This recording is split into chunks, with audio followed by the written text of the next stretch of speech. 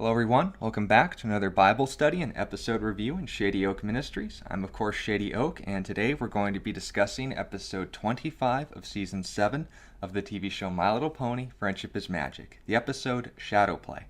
Now today we're going to talk about faith, and I want you guys to understand that this is not going to just be a topic that we assume everyone knows about.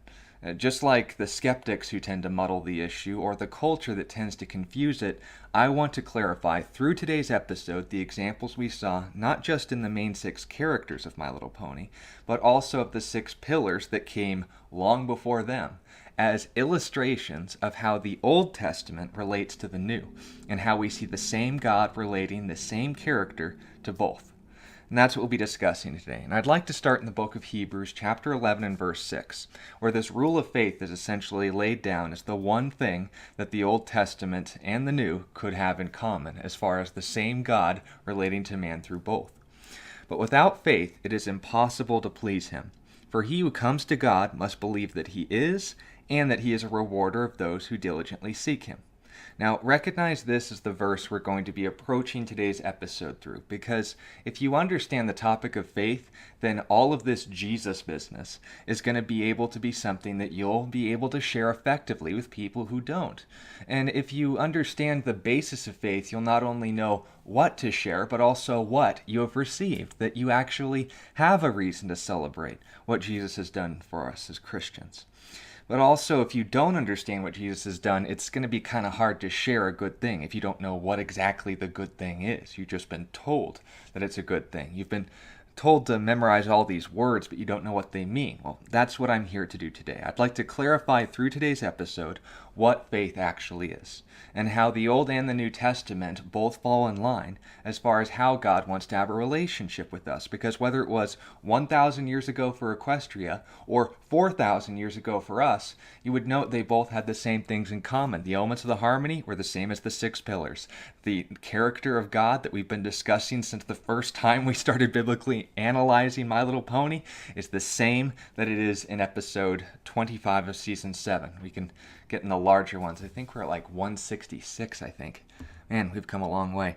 But nonetheless, all of these things are being laid out for us, and I'd like to walk you through them. What did the main 6 represent? Honesty, loyalty, kindness, laughter, generosity, magic.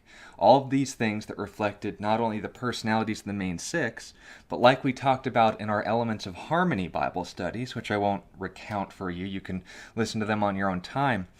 But all these things were essentially making the foundation of what not only made up the main characters' personalities, but what literally saved Equestria from destruction, from the monsters that would seek to threaten it, whether it was Nightmare Moon, King Sombra, Discord, Queen Chrysalis on multiple occasions, so on and so forth. It's all the same rule. It was always the same thing.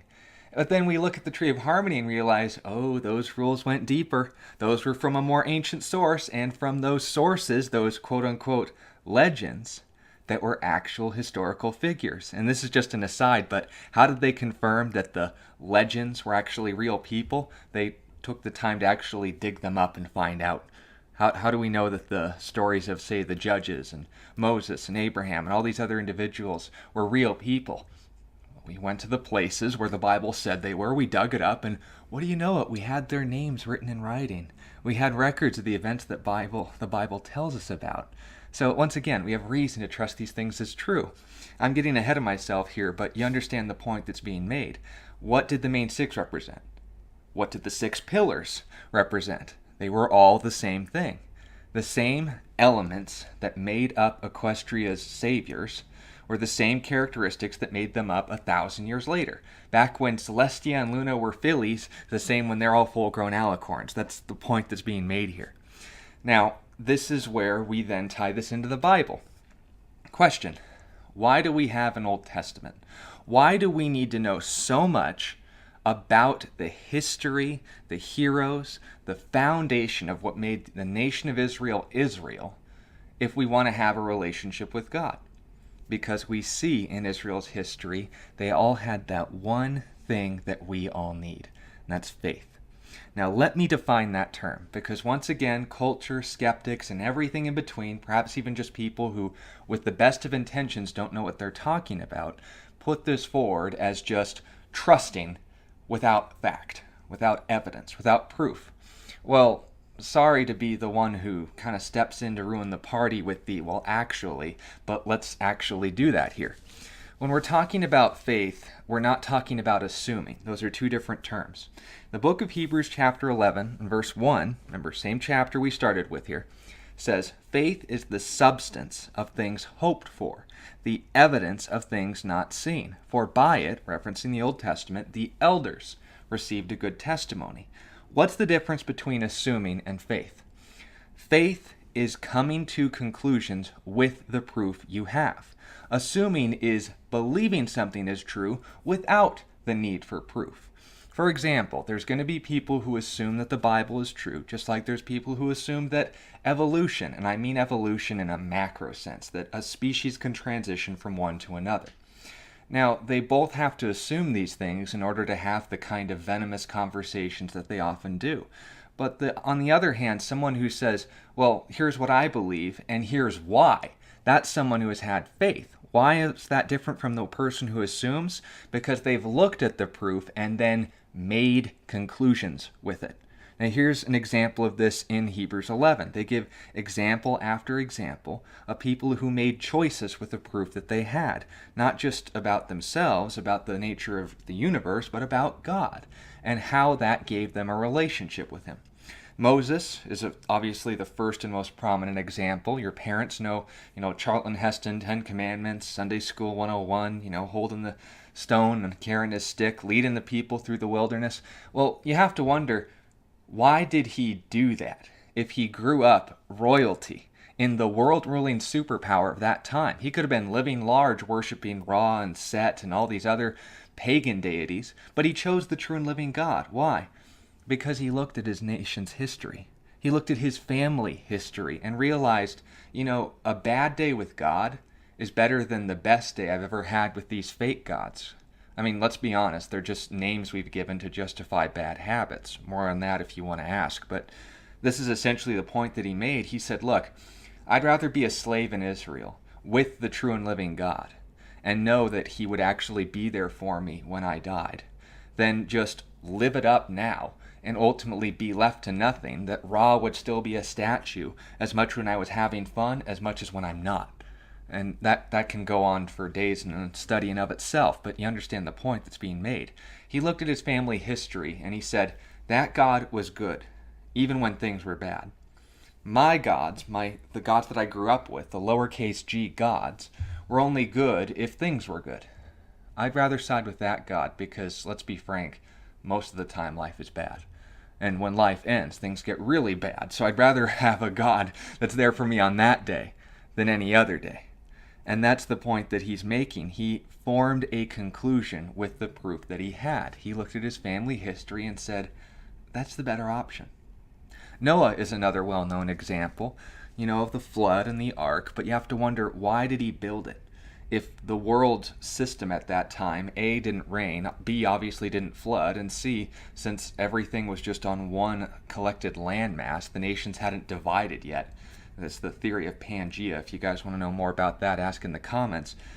They'd never need a boat, they'd never seen it rain, and obviously they'd never flooded. So when God said, build an ark, it's going to rain so much it's going to flood, Noah would have 3 questions. What's an ark, what's rain, and what's a flood?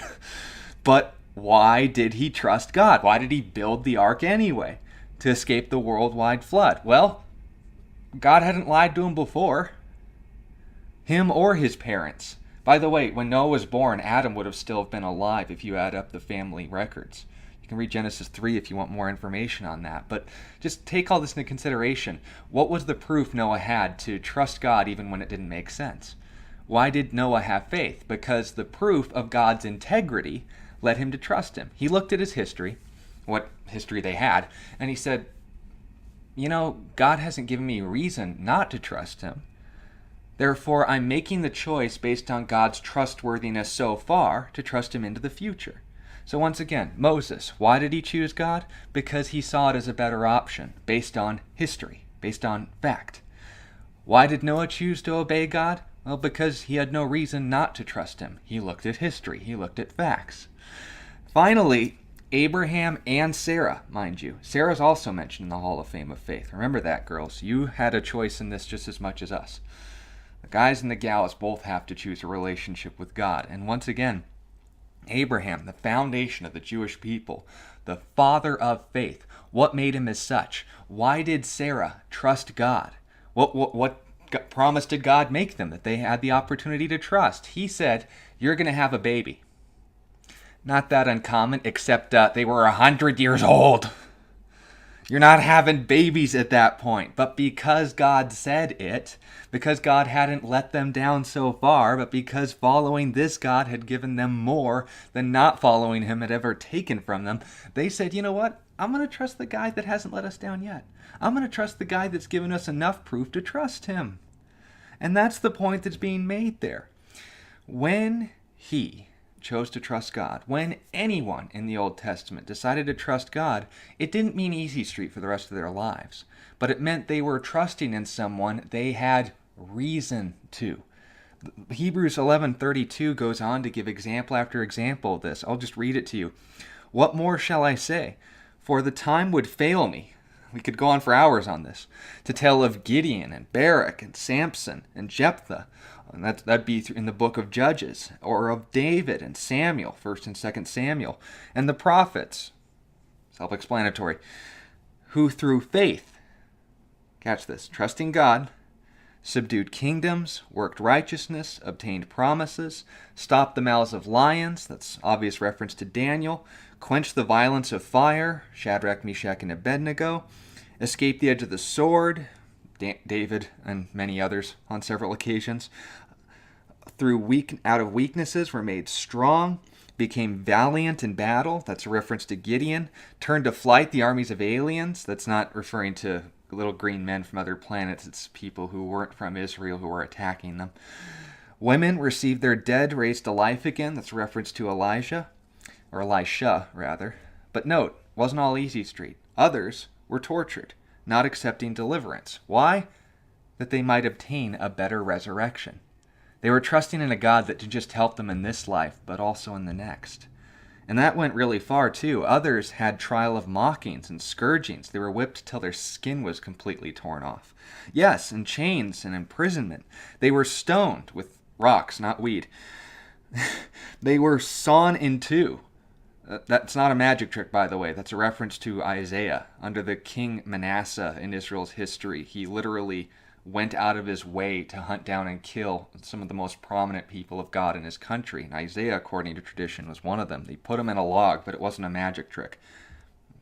I'll end it there.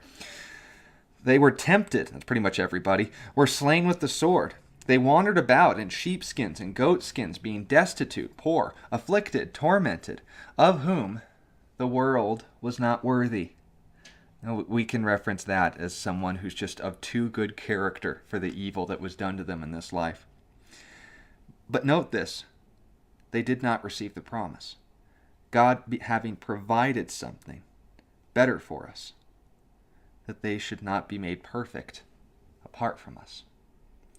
What's the author of Hebrews talking about here? Well, you can go on to chapter 12 to see him continue the conversation, but the short answer is it's a reference to Jesus.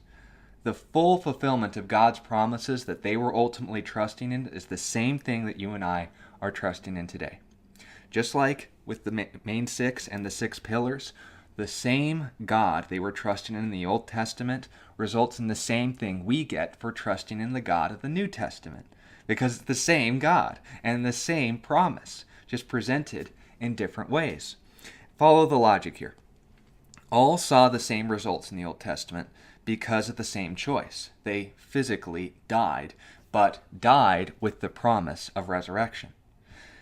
Now, note, before the resurrection, their sins still needed to be dealt with, and that's what Jesus Christ came here to do. And when that was ultimately fulfilled, the rules apply the same for them as they do to us today. The only difference is time. Catch this logic. How do Old Testament people get saved if Jesus hadn't died for their sins yet? Does that mean that the Old Testament sacrifices did something? No. No, Hebrews acknowledges that the blood of bulls and goats cannot take away sins. That's the leading up conversation to Hebrews 11.